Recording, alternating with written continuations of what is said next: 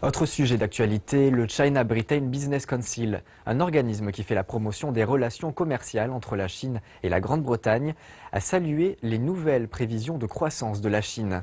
Même si la croissance de l'économie chinoise va ralentir, les opportunités pour les entreprises britanniques seront encore très intéressantes. Reportage.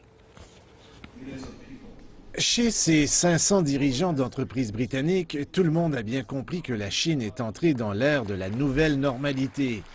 La croissance de la Chine se fait à un rythme plus modéré, mais même avec des niveaux plus bas, la croissance à elle seule est l'équivalent de toute l'économie de la Turquie. Je vois beaucoup de signes positifs. Premièrement, un pays qui enregistre un taux de croissance supérieur à 6,5%, c'est toujours extrêmement intéressant pour les entreprises britanniques. Selon les chiffres officiels, le déficit commercial britannique avec la Chine reste énorme, autour de 30 milliards de dollars. L'année dernière, pour la première fois, 50% des activités de l'économie chinoise ont été réalisées dans le secteur des services, offrant plusieurs occasions pour des entreprises britanniques. Je pense que ce qui est arrivé, c'est que les gens sont devenus trop enthousiastes par rapport à ce qui a trait à la croissance chinoise.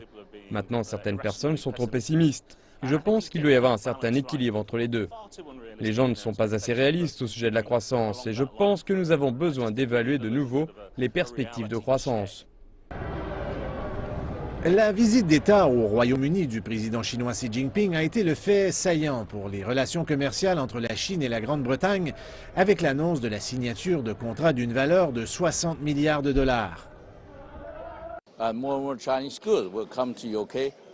De plus en plus de produits chinois font leur entrée sur le marché britannique et de plus en plus d'investisseurs chinois vont venir au Royaume-Uni.